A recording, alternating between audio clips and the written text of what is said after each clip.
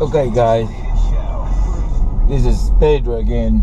I got your email last night, and yes, the question is how. I think I understand where you want to go, but how to adapt your house to the hazard of the zone of the area. So I know you're talking about the fire in California. So this is what you do. I did research around probably 10 or 15 fires, wildfires.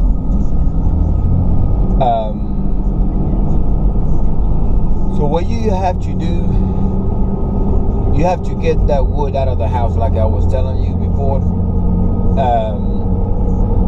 But at the same time, what I find out when I was doing those research or surveyed is, yes, you can build a fireproof house.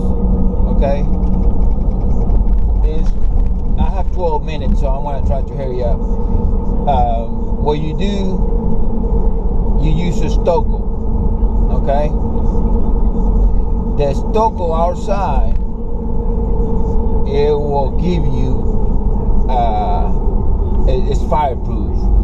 And it's an insulation, paint insulation for outside that will insulate your house from the heat. That it called ceramic insulation. It's not fireproof. It's not made for the fire. It's made for the temperature. It will reflect the temperature they have contact with. So if you have a stucco outside your house and you spray with that paint, yes, it will be fireproof, fire retardant. It's gonna take like 10 hours, 20 hours before not even just react with open flame. Okay, so what you do, you start thinking about stucco and start thinking about the paint. The roof, you can actually do a metal rack, like a metal framing. If closed foam, fireproof, fire retardant insulation, and then you put any kind of roof that's not gonna get on fire. It can be ceramic, not ceramic. It's another name. We have several. You don't want to use shingles. Use metal roof. There's some beautiful metal roof that look like a shingles. We use those in Florida. We use those in California, in South America, in Italy, in Europe. We use a lot of fireproof roof. So you just take the shingles out of the house and you do good. Another thing, yes, you can do it.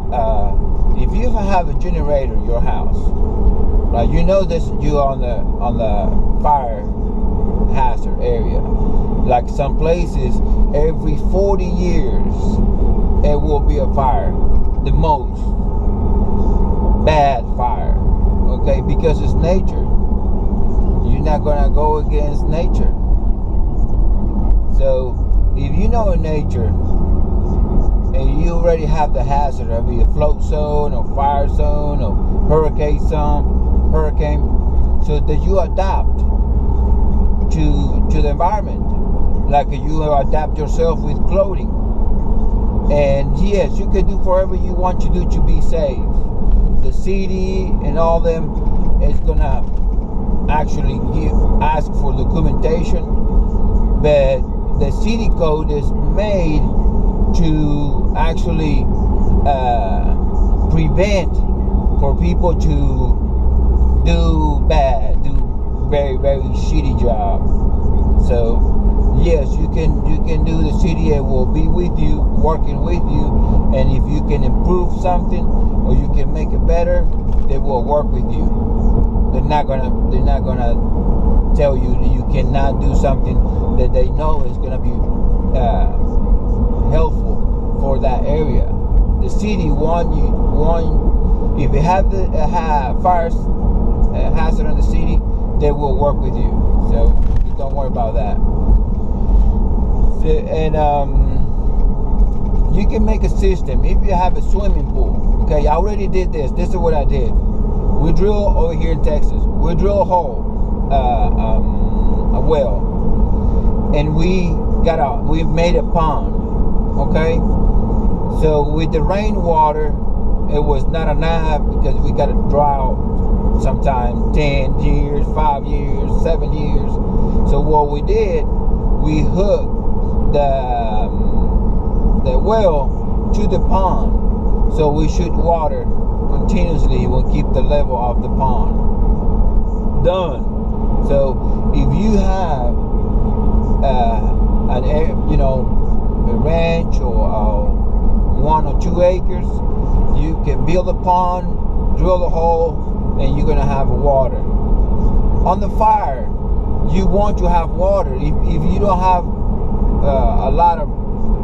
if you don't have land, if you don't have the real estate, I know you have a swimming pool if you live in those areas.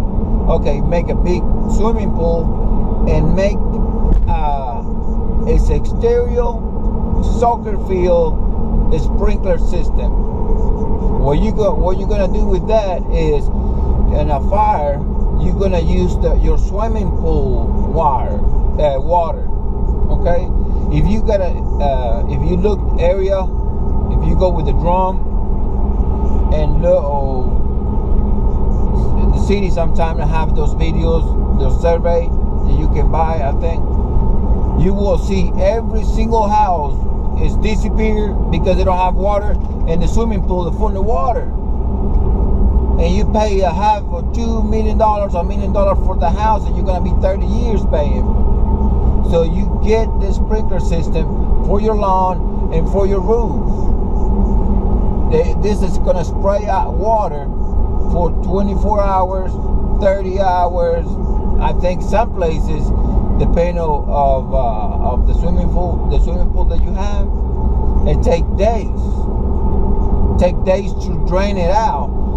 So put that water on the top of your house, and then you worry about later about your swimming pool, your water swimming pool. So it is a way to prevent.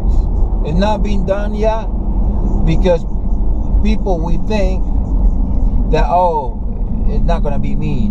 It's not gonna be me. I have a beautiful house, and the fire is not gonna get here in the middle of the neighborhood. Yes, they will. It will. Your neighbor fire is gonna get. The wildfire is gonna get. So if you have any doubt, then you adopt your building, adopt your house to the hazards that you have, and you're gonna be just fine. Okay, I don't know how many minutes I have, but I'm gonna make another one. But so it's 16. I got 10 minutes, I think. So that's what you do. Okay, you don't have to use metal.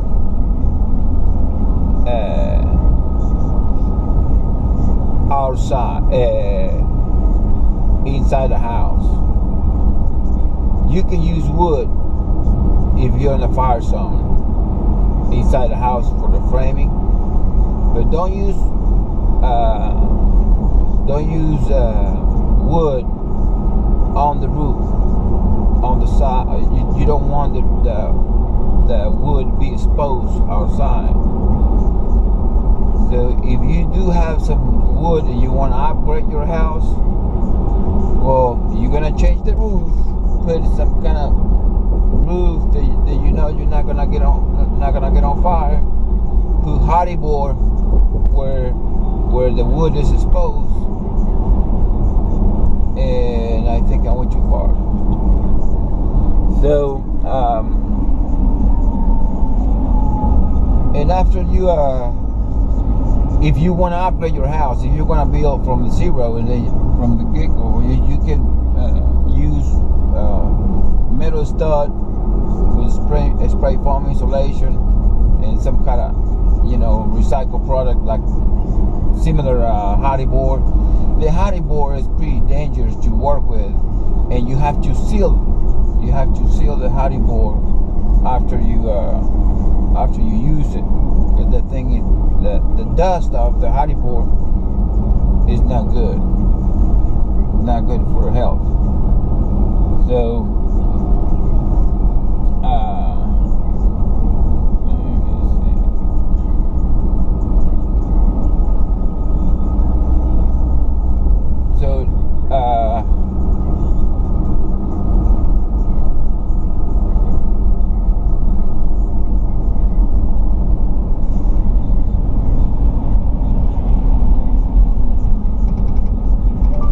Preston and 380 Frisco. Gotta go look this job.